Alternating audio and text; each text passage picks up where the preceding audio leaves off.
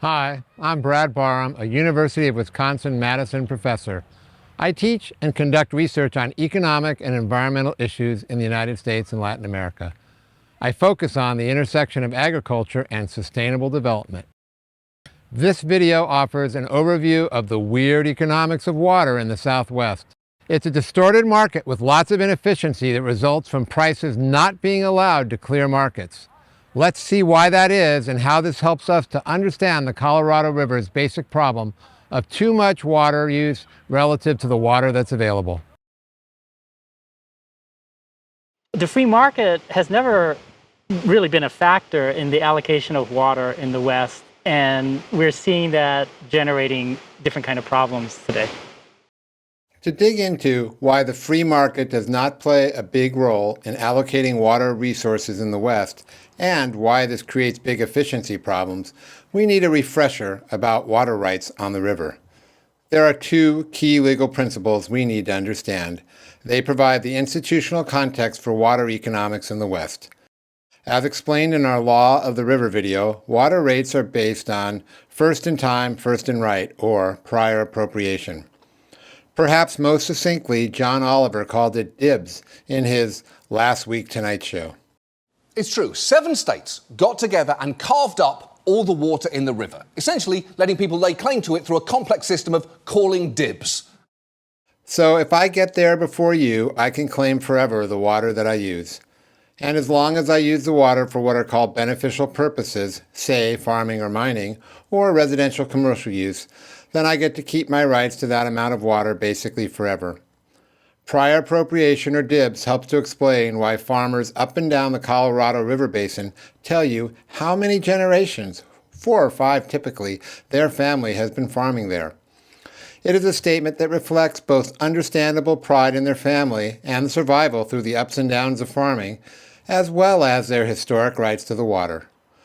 What dibs also means is that some water users have senior rights while others have junior rights. Essentially, those with junior rights call dibs later than those with senior rights, and they can be required to leave water in the river for those with senior rights. Some with senior rights have what are called present perfected rights or even absolute senior rights because their rights were established prior to the Law of the River Compacts in 1922 and beyond. Not long ago, almost all of this was desert. Today, it's home to nearly 200,000 people. Latecomers in principle may have no rights once the river water in an area is spoken for by those who called dibs before them. Their only entry would be by leasing or purchasing rights to water. That notion means that in principle, urban areas that have grown rapidly in recent years, like St. George, Utah, have arrived late to the party. If you didn't notice, I repeatedly snuck into my dibs explanation the second key legal principle of the Law of the River. Maintaining water rights requires beneficial use, which in the Law of the River is defined for economic purposes like agriculture, industry, commerce, or residential use, but not for environmental reasons. This second principle can also mean that those holding water rights cannot sell them, lease them, or pause their use without potentially weakening future rights to the river. For the record, Colorado is one state that does allow water right transfers, but still reduction in use of water can put a water rights holder on an abandonment list for reappropriation of the water. That list is called the Decennial Abandonment List. It's a once-a-decade document that lists those users on the brink of losing their access to one of the region's most precious resources. It is highly feared across the state. Combined prior appropriation and use it or lose it tends to lock in previous water use patterns. They can lock in how water is used locally as well as regionally, where water can or cannot be diverted from the river. For centuries, along the Gila River in Arizona, Native Americans used irrigation to build a thriving agricultural economy. And then white settlers arrived. As it turns out, senior water rights are most often in the hands of farmers who settled along the river or near irrigation projects built to attract them, mostly in the early 20th century. In many cases, they took the water rights from the original users, tribes of Native Americans who lived along waterways throughout the West. The effects were famine and starvation.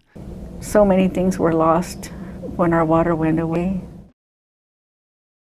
because the population in Southern California grew earlier and larger than in other Colorado River Basin states, the Metropolitan Water Authority that serves Los Angeles, San Diego, and other southern counties also has senior rights on the Colorado River, as well as in other places like Owens Valley.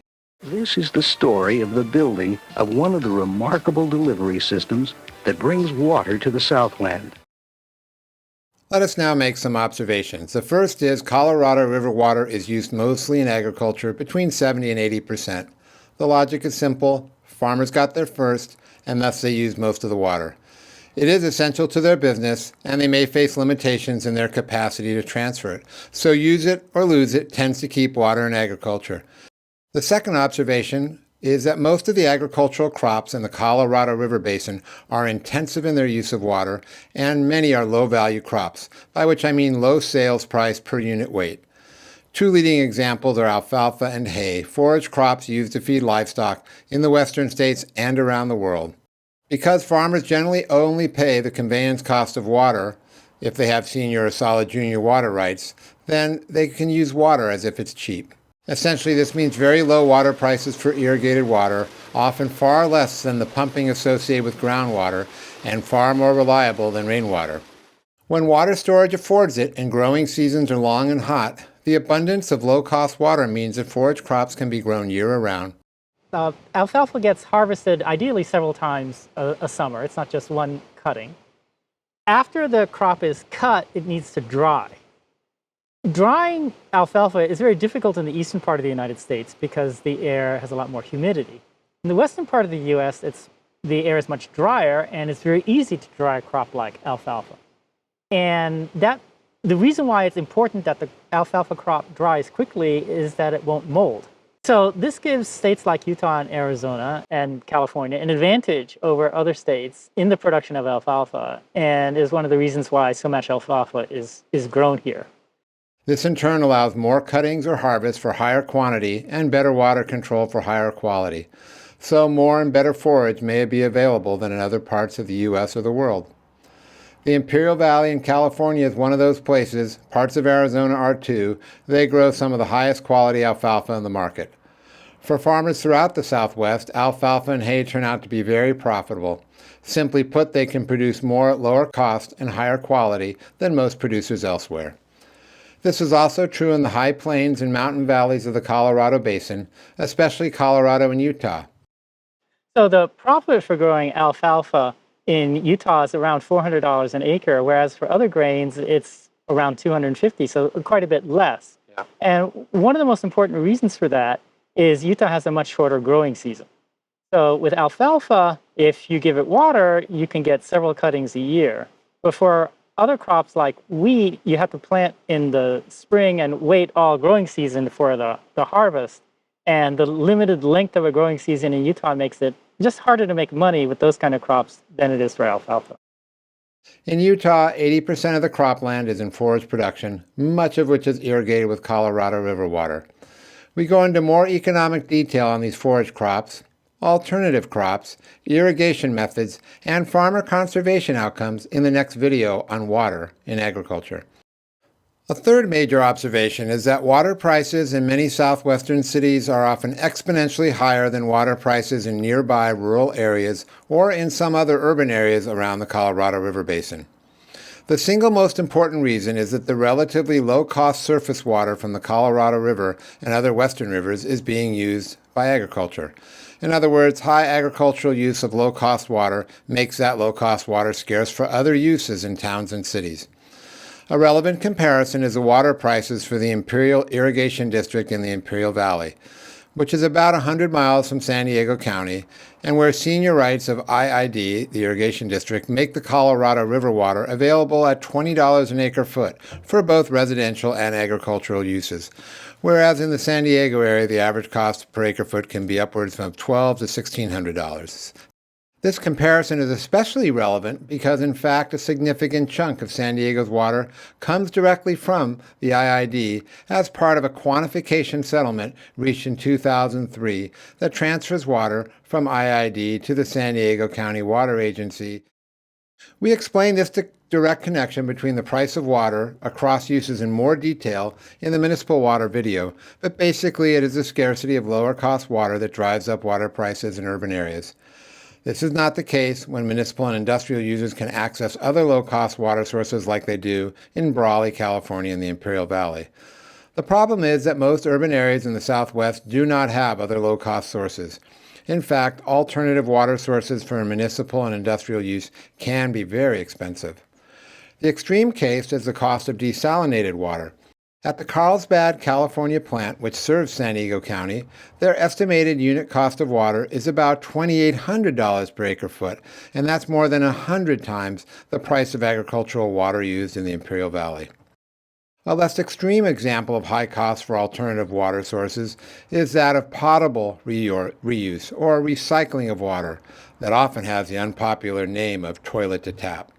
Las Vegas, Nevada, and Phoenix, Arizona have pushed this method of water recycling forward more than most places, perhaps because of their junior right status in the lower basin. Urban water reuse costs much less than desalination, but still can be 20 to 40 times more costly than typical surface water charges. Our main conclusion is that relatively high urban water prices in the Colorado River Basin reflect the scarcity created by the fact that most of the lower cost surface water is used in agriculture and other supply prospects for cheap water do not exist. Price then becomes a way to ration water in cities and towns, though its cost to consumers reflects a mix of both low and high cost sources available.